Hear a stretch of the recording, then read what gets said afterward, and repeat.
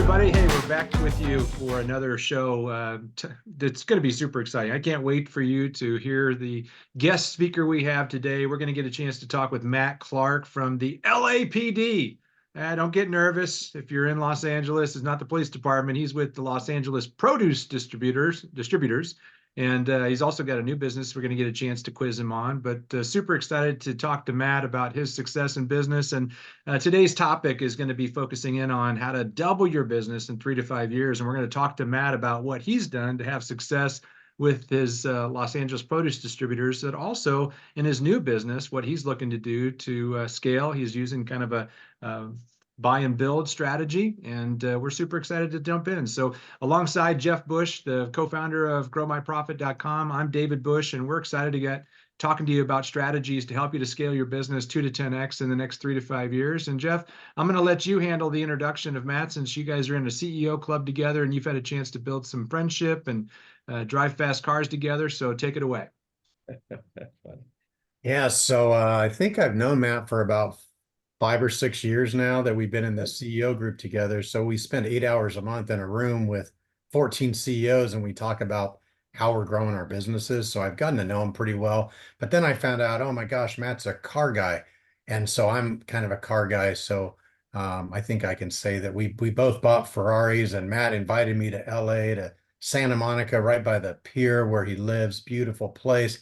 And we drove those Ferraris up PCH to Malibu, and he took me to this badass restaurant on the beach. So with our significant others, it was just so much fun. Ferraris going up PCH, that's like a dream, in LA. So he drives fast and loves cars. So we had that in common. But yeah, watching, well, we both got to watch each other grow over the last 5, 6 years. And I'm growing my business from like 1 million to 2 to 4 to 8 to 16. I'm building my business, 10 years to get to $20 million. And this guy's going from 20 to 40 to 80. I'm like, crap, dude, how did you get to $100 million so quickly?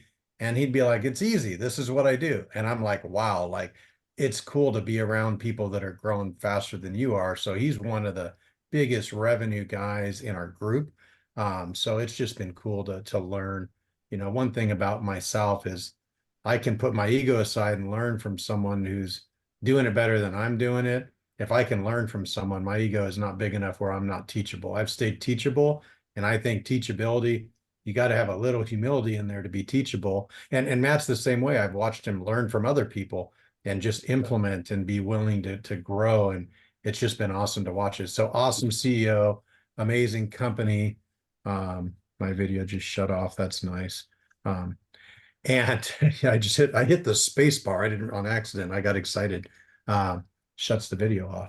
So anyways, and excited to just have Matt live on our show and talk a little bit about growing businesses.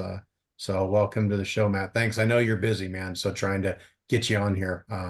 No, thank you. Thanks a lot appreciate for inviting me in. And it's funny how you say we meet every month for 8 hours, 14 CEOs and CEO owners, right? And we try to figure things out. Actually, I think what we do is we meet 8 hours and try to figure out how our companies grow despite our efforts to destroy them or to miss. So I think we've all discovered that, except maybe one, right?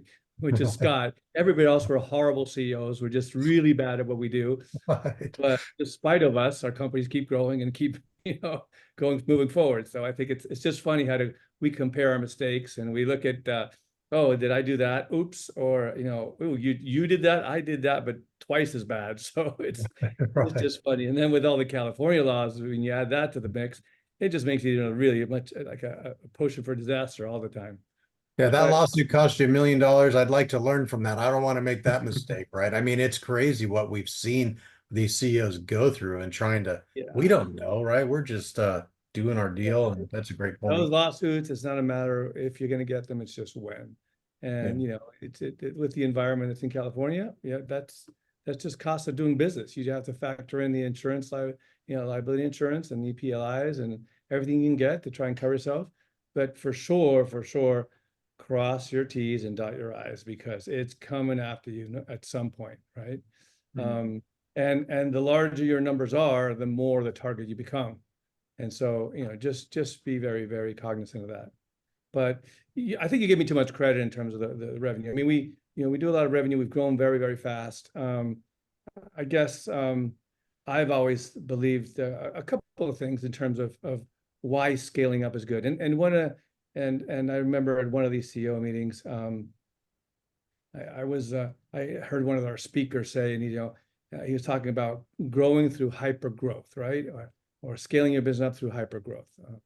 And basically he was saying, instead of trying to grow organically by 5, 10, or 20%, right, every year, and trying to get your sales guys to grow their budgets and their results, which is the right thing to do. Why don't you just get another salesman and grow by 100%, right? Every time that you get a new salesman, you're adding 100% more sales. Not, company wide, but at least that salesman is bringing 100% more. So, so that was one of the most interesting things that I remember, that he's absolutely right. And that's kind of how I've operated business in general is, well, I've got to focus inside the business, yes, but I also can focus outside the business, and I can grow by hiring top quality, performers in my industry, so that, my results can show every year on year, double-digit growth and percentages. And so the other thing he said, which was very interesting, was there's always a pool of players out there, people you can hire, okay? And there's like 3 tiers of people out there that perform. There's the top, 20% that generate 80% of the revenue and the profits. There's the middle, 50 or 60% that are right there in the average and kind of, float around. And then there's the bottom 20%, which are always available. And those are the ones we always end up hiring. But they only produce like 5 or 10% of the revenue and the profits, but they're the ones that we hire because they're available. So he said, just be careful when you're hiring. Don't go after those. Go after the top 20%, and most likely they're not on the market. So you have to be looking for them, in very different ways and more creative ways. And that's where we kind of structured our business around. Our business model really was more about creating profit sharing models, where the top performing individuals were running a business within a business, a division within a division. So yes, they are employees, yes, but they get a very good percentage of their net profits of their division. And we have a formula, indicating how that's done. But that basically brings a guy in who otherwise would not go work for you, because now he wants to be an owner, but he doesn't want the responsibilities of an owner. He wants to, profit share and get all these, nice cars, but he doesn't want to, sign a credit line, or he doesn't want to pay taxes, or, I mean, of course he has to pay taxes personally, but he doesn't want to take care of the tax liabilities, or he doesn't want to take care of employees, a whole bunch of stuff. And that's where we come in, right? So we facilitate all that. We own the business, we manage the business, we can fire him if we want to still, but ultimately you have a guy that's working as a partner that has the same goals and objectives as you do, helping you grow the business. So that combination of things has allowed us to, go out and hunt for multiple top level performers and incorporate them into the business. And my business has grown, 5-fold in the past 7 years. Not exempt of problems. Okay, we had COVID, we had, other things that are going on. So not everything that shines is gold. But it is a formula for growth. And my growth strategy is within the next 3 to 5 years to be at, 3 years to be at 200 million. We're still on target to that. And a third part of the strategy is through acquisitions. So we're not afraid to acquire companies, small companies. I mean, we can go after large companies, yes, but right now we don't have the funds for that. But I think a lot of people are afraid to ask, are you for sale? Or would you be interested in selling it? There's a lot of, especially in my industry, the produce industry, there's a lot of aging out where people are, at retirement stage. This is a very intensive and labor intensive business where management and the owners have to be quite a bit involved. So, after a while, they've accumulated their real estate. and they're still managing people. They're still managing these intense business. And so a lot of these guys are willing to, to step out.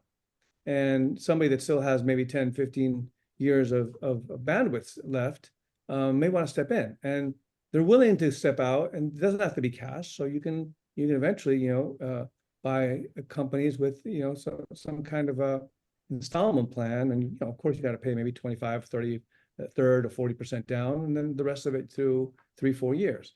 So all these are options for growth. And you just, in my opinion, you just don't have to be afraid of it.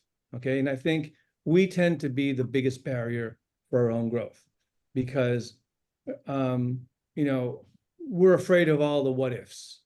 And there are so many what ifs that it's so easy to freeze, and it is true. I tend to shoot before I aim. But, it gets me somewhere. And I think I trust in my abilities, but as well as the team that I have, I trust enough that we will figure it out, right? And so once you have this scale, you can hire the talent. If you have the talent, then you can continue scaling up, right? The biggest deterrent when you're small is that the biggest talent you have is yourself. And so then it's really hard to grow. It's really hard to delegate.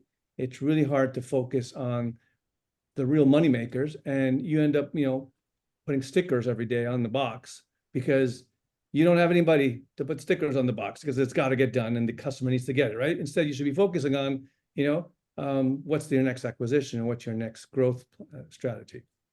So again, scalability and reaching certain levels allows you to hire talent, which in turns feeds your growth and feeds you the ability, to find more talent and to continue your path, right?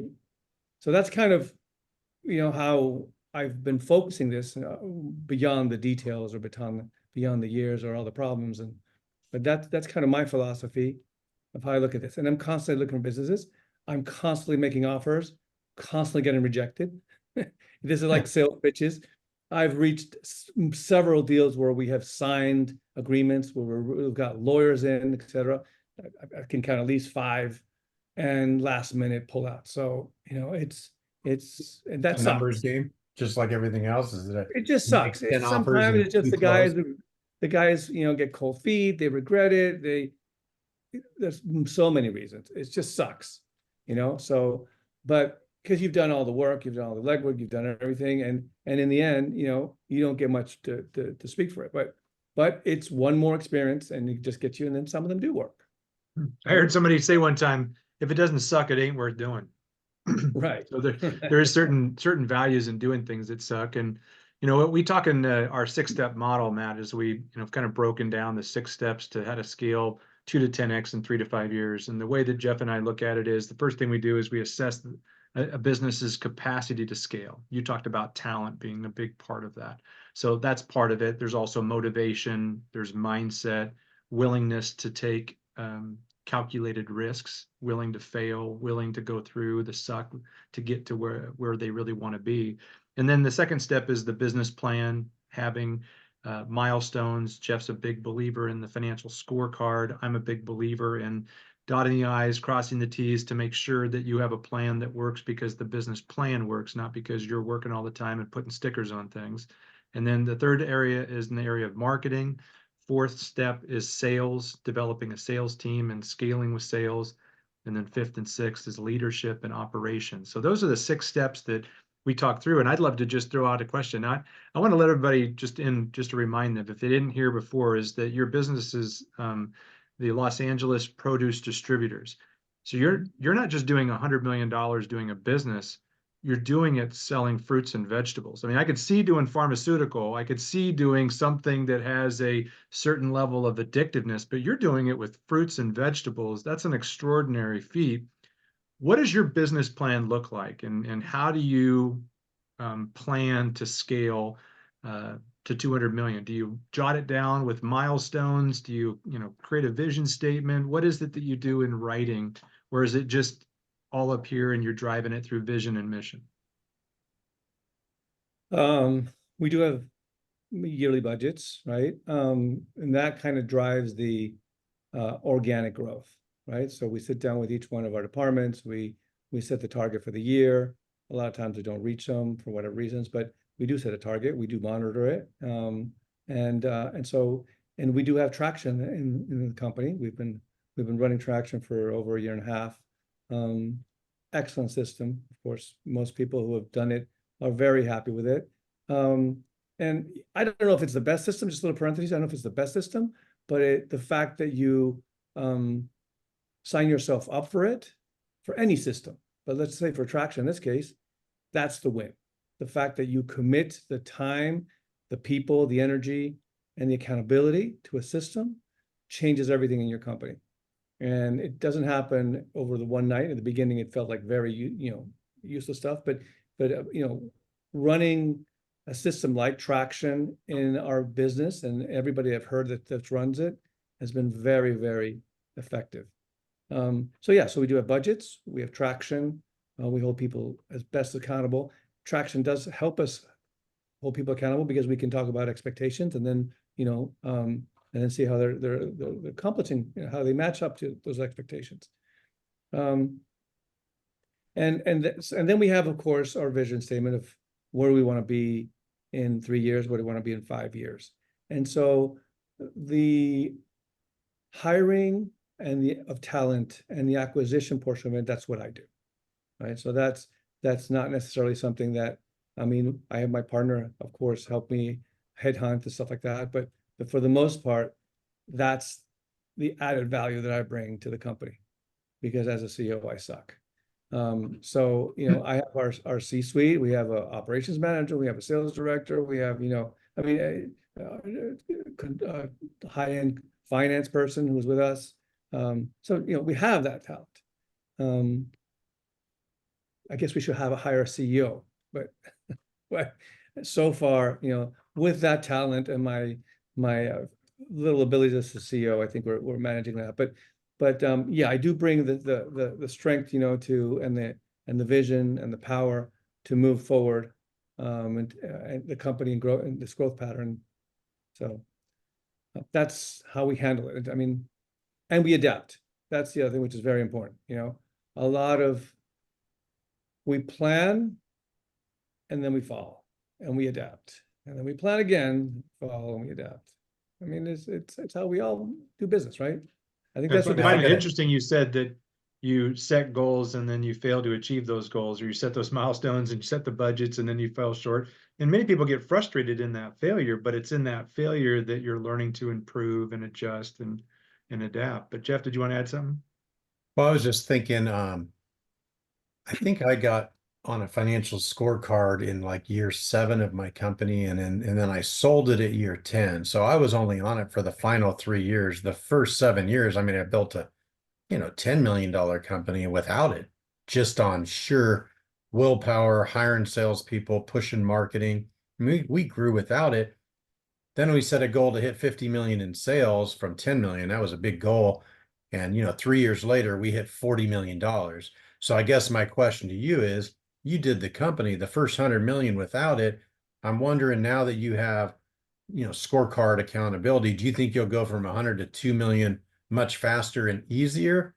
And we got market conditions, we got all kinds of challenges in the world, inflation and price. So there's things that affect everybody's business that's outside of our control. But do you think getting on that scorecard and implementing that and holding managers accountable, do you feel like, hey, we're going to get from 100 million to 200 million in like 3 years instead of 7, just kind of doing the same thing? But do you put that much weight on it for accountability, or it's just kind of nice? I hear you. The answer is yes. But the also answer is not right away. So the way I see it is, traction is helping us improve our efficiencies, internal efficiencies. It's helping me, hold people accountable. It's helping me measure what we do. It's helping me set the bars, and what the real targets are. It's helping me understand where our failures are better, right? Where our weaknesses are. It helps me understand what I need to look for to correct those weaknesses. So I would say that in the long run, absolutely, yes, this is what you need in order to grow and grow faster. But it's kind of one of those, you grow slower before you grow faster. So we were used to, running a 100-meter dash, right? All right. And just whatever fell behind us. So what? We're running, we're growing, we're going so fast. We'll cover our inefficiencies with all the growth, right? It's great as long as you're growing and you're going keep fast. But the second somebody, puts their foot out and you trip, look back, right? You say, oh, now what do I do, right? So traction kind of helps you with that, and it kind of lets you understand how you got to where you got to, where the problems are, what you need to focus on internally, how you're going to correct them, with who you're going to correct them, and then once you've done all that, now you've really set a solid, a foundation for your next level of growth, right? That's why I see it. So you slow down before you get faster again. And I would strongly, tell people, don't think just because you get traction that the next month or even the next year, right, you're going to see, oh, well, my sales haven't grown. Well, what's going on? This thing doesn't work, right? It doesn't work that way. It really is more about commitment, accountability, understanding your business better, focusing on the weaknesses, fixing them, and then you're setting your real plan, something that's really achievable and you understand better. I remember when I started holding managers accountable with that scorecard, and I realized, sunburned palms. I don't know what's wrong. I can't. We call it sunburned palms when their hands are out like this. Dude, I had to fire some pretty high-level managers, and I'm like, oh crap, I just went backwards. But I knew long term it was the right thing to do. But I had to fire some leaders that were not ready to grow. I mean, like, it didn't become apparent until I start holding them accountable for what they're doing every week to move the business forward, to realize, oh my God, we're not lined up. This guy doesn't want to grow the business to 50 million. He wants to stay at 10 million. He's totally happy with mom and pop shop. So I had to fire people. So I would say I went backwards a little bit in order to go forward, because now I'm hiring new senior level managers, and now they got to learn the business. Everybody's got to get comfortable with them. Eventually the new team started firing on all 8 cylinders. Or all 4 batteries if you're a Tesla guy. And it started working. But quick question. One of my businesses, my mortgage company, I spent $2 million on advertising one year. Let's call that marketing. And I made $2 million net profit. And a friend of mine who had a mortgage company, I go, hey, what'd you spend on advertising last year? And he said, $10 million. I'm like, how much did you make? He said, 10 million. I'm like, holy crap, his numbers are the same as mine. If I had the nerve to double my ad spend, I could double my income. But that business was very revolved around marketing. My last business, $40 million in sales. Maybe I spent 100 grand on marketing because it was more business to business. And I know your business is wholesale, but one of the things we talk about as one of the 6 steps to grow your business is marketing. But I'm imagining a $100 million company that's mainly B2B wholesale. You're not like a big spending marketing guy, like building the brand, and it's not a retail presence. So I'm guessing you probably spend your marketing budget on just acquiring more companies, right? I mean, is there marketing to your business, or it's not that important, or I think build the brand? we probably spend $50,000 a year. Yeah, And it's so like really nothing. about market presence and image and being in the main magazines, or maybe in the main, a lot of companies used to spend a lot of money, important money, produce companies I'm talking about, in the trade fairs. And they're pulling out. It's extremely expensive, time consuming. The alternative cost of keeping all your staff focused on that, not focused on more business is crazy. And in the end, I just think it comes back to what you said. You've got to figure out where you get the most bang for your buck. And marketing doesn't always come in the form of publicity or advertisement or brochures. A lot of times it comes in spending that money, right, in hiring the talent or the people or the equipment or whatever, the capex that's needed, right, to grow. And I think that's our case. For the most part, a lot of our business also depends on our growers, our suppliers. So if we focus and use marketing money on them, we probably get a lot more bang for our buck than focusing on our customers. There is wine and dine, there's stuff like that. Of course, you always spend that too. But but those days are over. I think with how corporate companies today are at least corporate companies are, there's a huge rotation in the buyers. There's the corporate policies on wine and dining and gifting and all that is very, very strict. You've got the Sure. Walmart police, right? So it's funny, but that's how it is. And if they catch them accepting a gift, they're out. So it's just much harder than it used to be, where it used to be very informal. But going to your point, in terms of should we spend money on marketing, or even go to the previous point, which is also related, which is you fired one of your top performers because he wasn't aligned with your growth strategy or your values, right? And I'm saying a lot of time that takes a lot of balls. Can I say that? Yeah, we're good. It takes a lot because for the most part, people are not making up $1 million a year. They're actually just making, 300 to 500,000. And the person you're firing is the one who's making the 300 to 500,000. And you've got to now, sacrifice the only profit you have for the future profits that you may have. And so what is, it's a very, very complicated decision to get rid of the top producing guys because of a disparity in values, or just the way they see the business model, right? And so it takes a lot of guts to do that. I commend you for that. But I think the secret would be how do you convince, or how do you help the majority of businessmen who are not necessarily making the amount of profits to make that kind of decision, make the right choice, right?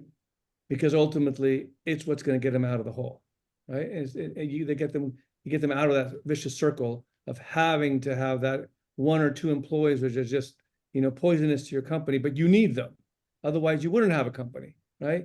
But then you don't want them because then you don't want the future. So that's the key, really, to kind of figure, okay, how do we get these guys out without losing the business, right? And that's why business is always, for us businessmen, this is the fun part of it, right? You've got to have the guts to make these hard decisions, but at the same time, you got to be smart about it and not end up with no business, right? Because you thought you're doing the right thing, but now you can't pay the bills. That speaker you were talking about, and I've heard you talk about that whole hyper growth thing again. I remember when you told me his name, I'm like, oh my gosh, David knew him and brought me into a meeting. We were sitting at a mortgage company in Irvine, sitting there. Was it Daly? Is that his? Yeah, What's his name? Jack Daly.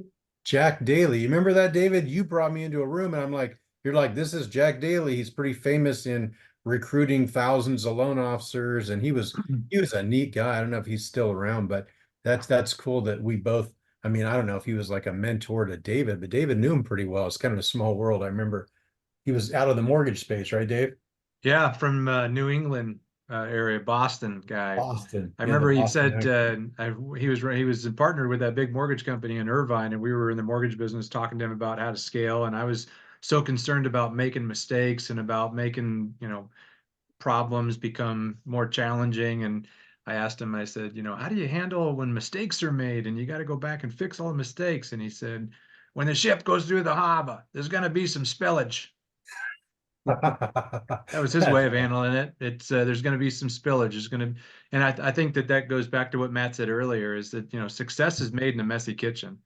Yeah. None of us are perfect at what we do, but we're committed to the process and we're committed to developing a profit. And as long as that commitment is there and you're willing to be coachable and teachable and you're willing to continue to grow personally and professionally, you can become the kind of extraordinary leader that has extraordinary profits. And I want to jump right into that, Matt, is that you've done a really good job of covering on some of the first steps that we talk about. Let's talk a little bit about leadership. Is that what kind of changes in leadership will take place, do you think, going from $100 million in revenue to 200 million? What kind of leader do you need to be at 200 million that you need to grow into, if there's any changes that are necessary? And then what are some of the, downward ripple effects of people that you need to grow in your organization to run a $200 million company? Is there any major changes? There are some changes. I probably have to end up hiring that CEO, who's going to fire me. But I mean, I think traction today is really giving me the foundation to reach the 200 million. So we already have made most of those changes by hiring the right, people to manage the company, not just the sales guys, not the revenue generators and the profit generators, but also the managers. And so we have today a company that is structured to sell the 200 million that we want to reach. We need to get to the 200 now, right? But yes, I mean, definitely, I think a CEO would help. Maybe I get a CFO, slash CEO, somebody who's a little more on the finance end, and I can provide more the visionary side of it. But I wanted to go back to one thing before we continue with that, is what's funny about us as entrepreneurs is that we really don't choose, well, a lot of times, let's just say not always, but a lot of times we really don't choose the industry we end up in, right? I started as a merchant banker, investment banker, several years, and here I am in the produce business. What the heck am I doing in the produce business, right? Not sexy, nobody knows about it. The only thing you know about bananas is that you like them or you eat them, once every 3 months or whatever. Some people maybe more in their smoothies, but what do you care about from produce, right? Here I am, my whole livelihood has been around this. Well, I use my investment banking, know-how to apply it into the produce business. I managed multiple produce businesses and I grew them by multiple, X's every single time. I was very lucky and fortunate until I came to the realization, why am I doing this for other people? They're making the big bucks. I'm making good bucks, but I want more bucks. And that's where I said, okay, turning 50, I'm doing this on my own. And so the point I was getting to is that it's just funny how you end up in industries that you would never have thought so, right? And here I am now with a produce business, and now possibly, well, not possibly, now I have a high-end bakery business. Right? I have, what do I know about cakes and pastries and all these things? Nothing. All I know is what other people know of fruit. I know a bakery, right? Yet I own a high-end bakery now with in the best locations in Los Angeles, stuff like that, which we can talk about in a little bit. But what my point is, okay, you don't know where you're going to end up. All you need to, I think, is identify how to use your V8 engine and put it on the right racetrack, right? You don't know where that racetrack is located, in what state, in what country, that doesn't matter. You don't even know what car you're going to get, right? Just make sure you're on a racetrack, because the last thing you want to do is be a V8 engine as an entrepreneur and be stuck on a side road with potholes and bumps and a whole bunch of stuff. And here you are, using most of your time putting stickers on a box, right? That's how we become successful entrepreneurs, identifying what's the fastest road so you can use all your capacity, right? And all your ability to fix problems and to get up again every time you fall and to adapt at the fastest speed you can, because that's how you get places, I think, right? So it's more about that philosophy, right, of how you focus. If you want to find a new business, who cares what the industry is, right?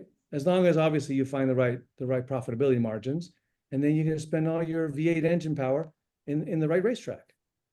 Yeah, I think that Warren That's Buffett said, it's not how hard you paddle, it's what boat you're in that dictates your success. So you could be in the, most fancy, coolest thing. It's fun to talk about at parties, but it could be a failing business model versus being in a business model that has a business that produces success. And you've obviously just acquired a new business that has been very successful. And maybe Jeff, you can ask a few questions about that and how that applies to scaling a business quickly, because that's a buy and build right away. Yeah, I'm when Matt mentioned a month ago that he bought this high-end bakery, and I'm like, dude, Rodeo Drive, that's one of your addresses? What's your rent down there? 1,000 square foot, it's probably 10 grand a month rent. I was in shock. And I think you bought this high-end bakery that was like closed down and you're reopening with multiple locations. I was like, oh man, this is going to be fun to watch. I know if anybody could pull this off, Matt could pull it off. So I'm excited to watch this thing unfold, but I'm like, man, that took some nerve. Well, I can go your word, balls, right? Like to actually do that. But I'm excited to see this thing come into fruition. And just in the last 30 days, you've been telling me stories about being interviewed on television. All of a sudden, you're like a movie star in LA with this high-end bakery. What was one of the things they did? Kobe Bryant's cake before, on his birthday, and it was like, Sinatra, Barbara Streisand, all the biggest people. This is crazy. so tell us about this opportunity, how you got into it, what your plans are, and how do you run this thing on the side of doubling your other company? Gosh, that's a lot, but I know you work hard.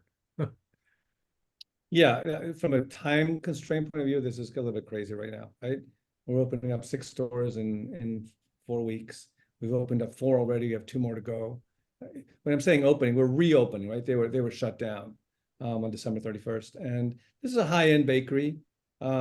Has been servicing, up for 38 years or almost 40 years, selling to, a lot of the famous and probably rich, because our products are not cheap. But when we acquired it, it was almost out of ignorance. Like, we knew it, we thought it was a good opportunity, and we said, okay, we've got to do this. Obviously, I did the due diligence, looked at the numbers, etc. But when we saw it, we said, okay, we went to check all the locations. We went multiple times, maybe 3, some places 4 times during our due diligence. And there were 6 locations. Every single time, there were between 5 and 10 different people walking up to the door that was shut and trying to get in, and knocking on the windows of the house inside, and knocking on the windows, asking questions. Is it closed? And when are you guys going to reopen? Or is it going to reopen? And I'm just thinking to myself, did we just step onto a gold mine? Because I don't know of any business that shuts down and people are still wanting to get in. And how many times you open a store and you're begging for people to notice you while they're walking down the street, right? Well, this is kind of the opposite. They've managed to find the best locations within LA. And we're talking, Beverly Hills, Rodeo Drive, Beverly Hills, Melrose, Larchmont, Santa Monica, Encino, really, really good locations within each place. And yet they still shut down, right? So, when they say location, that's true, but a bad operator in a good location can also ruin it. So we said, well, I don't think we're bad operators. Maybe we're medium operators. I think we're smart enough to be medium operators. Medium operator in an excellent location, we're going to make money, right? If we're a good operator in a good location, we're definitely going to make money. But if we're a bad operator in a bad location, that's a big question mark. So we didn't think we were bad operators. We turned out to be decent. I guess that's the hope of any business guy. But so we just went ahead and said, okay, we're participating in this bid, went to due diligence. We fought out, some high-end core, very famous names who were bidding for this, and we ended up getting it. And here we are, setting up everything from branding strategy. The previous owners had rebranded 3 times in 5 years. They remodeled the stores twice or 3 times also in 7 years. All the money had already been spent for us, right? There was not much we had to do other than just run the company as a actual company that needs to make money, right? And I think it was being run, and I can't say much for the previous owners, I don't want to, but it was probably run more like a financial project, right? Where, we do this and we scale it up by 10 times, and then we can sell it for so much. You can't never forget that you're still running a brick and mortar business. And those stores need to make money. And they need to make more money than the expenses that they have, right? Which is part of your comment, the rents. The rents are very expensive. But rents, I should rephrase that. Rents are not expensive. They're a lot of money. Expensive depends on how much revenue you make out of them. So you spend $1,000 on a rent and you sell $1,000 a month. That's a lot. That's expensive. You spend $10,000 in rent, right, a month, but you sell, $1 million a month. That's not expensive, right? So people are afraid when they say, "Oh, this is too much money." Well, guess what? It's not too much money if you get the revenue. So I think that's what they forgot. And that's where we are focusing on. We are making sure that each one of these stores are managed as separate profit centers. And we have store managers that are going to profit from their own P&L. They're going to have, some sort of profit sharing. So I know that they're aligned with what we want. If they need to expand within, obviously, the corporate image, and if they need to expand the line of products that they do, we will allow that. Again, it has to be approved, but we don't want to miss out on opportunities, because guess what? We have to maximize our revenue per square foot. That's how my rent becomes cheap, right? By maximizing that. And so, here we are figuring out the square footage of each one of them. What can we do? Do we turn them into cafes or not? Most of them are going to be now cafes, not just bakery pickup stores, right? And we have high-end, we have great sandwiches, and just very limited, in terms of variety. We don't want to go crazy on this, but all that's going to add to the revenue. And that's what's going to turn the business around. That basically each store is going to be a profit center. Each store is going to have a manager and who's going to be accountable for that profit center, right? That's on one end. On the other side, we had a commissary. So we have a central kitchen that produces for all the stores. And they had limited the amount of SKUs and products they could sell to their stores. And they had limited the amount, and they didn't want to focus on wholesale, because they said, well, we're going to sell these stores for so many millions. So, they were limiting now the capacity of the commissary. So our focus is going to be, hey, our stores are great customers, but they're customers. So we need to go out and find more customers so we can maximize the throughput of this factory we've got, right? So again, now we have two businesses instead of one. And so we hope that strategy works, where on one end, so the stores are their own independent profit center, as well as the commissary is going to be its own independent profit center. So it needs to determine how many more customers out there, that we need to sell to at the right margin, so that we can maximize the throughput. That's how I think we do this business, because this business was losing money. It's been losing money for years, right? So why would we buy something that's losing money? Just because we think we can turn this around. When I was in my 20s, I was the vice president of sales for an ad agency selling business to business, and I was making like $300,000 a year. I think I was like 25 years old. So, I mean, I thought I hit it big. I mean, that was a lot of money in the 90s, and I'm doing better than all my friends. But then I started meeting some mortgage customers that were buying advertising from me. These guys were making $300,000 a month. I'm like, if that idiot can make $300,000 a month, I'm smarter than him, and I'm making $300,000 a year. So I left that business and started my own mortgage company. So I went from B2B selling to a full business to consumer mortgage company, 70 employees.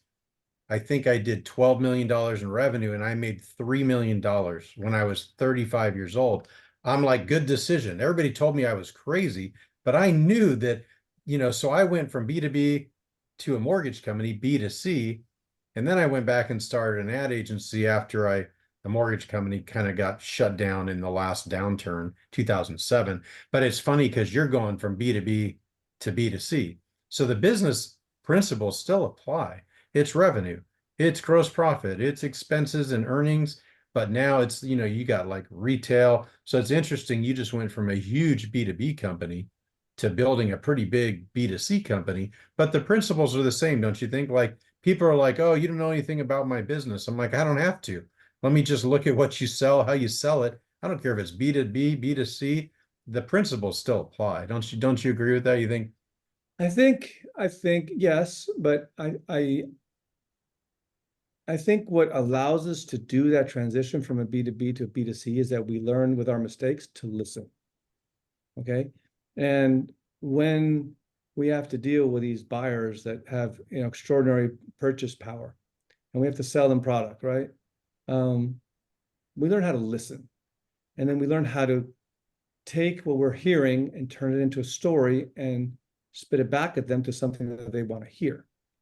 The same principle I think applies to B2C. It's a different type of listening because you have a lot more consumers, but you have to retain the capability of listening, right?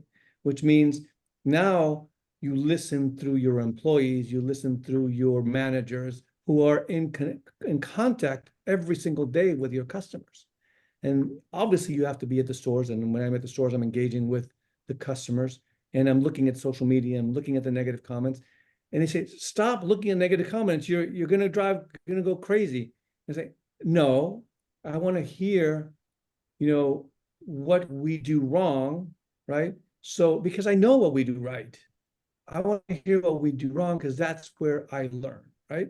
And a lot of them are, just disgruntled people that just, want something for free and they're saying it's bad, or they just had a bad day. Sure, but some of them have real points, and at least I can tell our employees or production lines, we have a problem here, or I think we might have a problem here. We should focus on this. But that capability of listening, right, that you acquire through experience, that is for B2B as well as for B2C. Yes, what changes is probably the way you market, right? It's really, really exciting to be in a business where you can invest in marketing and have direct reactions from your end consumers. That is like, I don't know. It's like I have fun with this, right? So for an entrepreneur who has fun doing business, this is where you want to be, right? Because that type of business is you're seeing, we were opening the doors and people were hugging us because we're reopening bringing back the brand. Where would you have something in the world would you think you'd have hugging us, thanking us? Thank you for doing this. We could not continue living without this. And say, oh my God, what do we step into? But it's so gratifying to see that even if you didn't do it so much on purpose, that you did something good, right? That goes beyond just the money. And so it just goes to show the comparison between fruits and vegetables, cake. They're hugging you when you're bringing the cake back, right? Right. Well, let's wrap up with I got 3 questions, or 3. I'd like to get 3 tips from you. We're speaking to business owners that are doing somewhere between $1 to $10 million in revenue on average. If you were to summarize 3 tips as an entrepreneur that would help them to scale their business 2 to 10x in the next 3 to 5 years, what would be 3 simple things that you'd say, do this, and do this?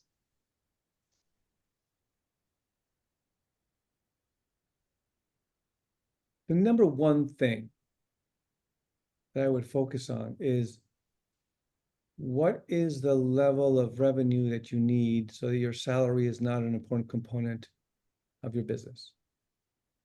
Okay? Because that is the biggest, in my opinion, the biggest holdback for any growth decision, right? If your salary or what you need to take home is a high percentage of the business, you will be making conservative decisions every single day of your life. Okay. And that's going to hold back your business because you can't afford to not bring money back to your house and feed your kids. I wouldn't, right?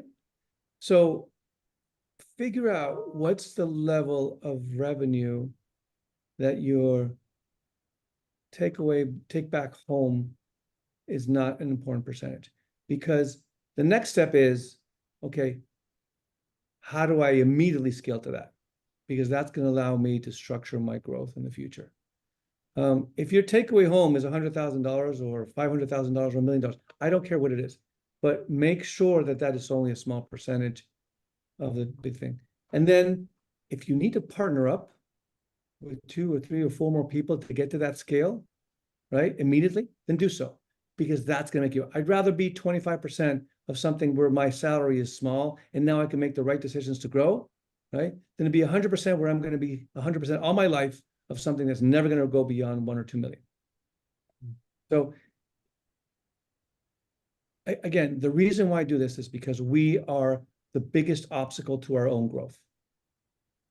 We are, okay? We're afraid to make the next step. because of the consequences it could bring to our personal life and to the take back home money. So if you really want to grow, take that out of the equation. And then you're going to start making more aggressive, right? Probably more sound decisions. Sound in the sense of, from a growth perspective, right? And then your path is open. Now it's open to anything because you're using company funds now to grow. All the capital is going back to finding deals and finding new opportunities, right? You're not risking yourself. That would be the one single thing that I would say for anybody who wants to grow, right? Keep yourself out of the equation.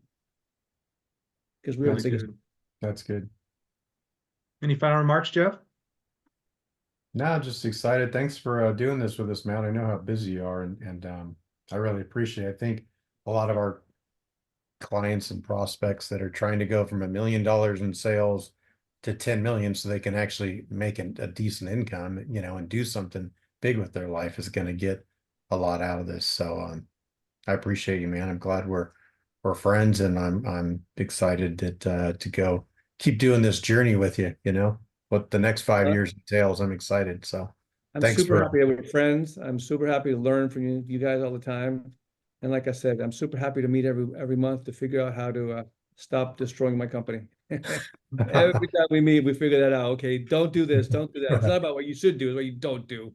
Absolutely. So Cool. we have fun doing Well, that. thanks So for thank you. joining us, Matt. And for those of you that are watching, if you want more information on how to scale your business 2 to 10x in the next 3 to 5 years, head on over to growmyprofit.com. Take our free business assessment. We'll offer a free complimentary consultation to help you to build a strategy, to build a rock solid plan to help you to move yourself and your business forward. And if you want to get more information on the LA produce distributors, just go to laproducedistributors.com. If you want to learn more about this awesome Sweet Lady Jane bakery, just go to sweetladyjane.com and check that out. Thanks so much. We really appreciate you, Matt. And yeah, look forward to the next opportunity. Likewise. Thank you, guys. Thanks, Matt.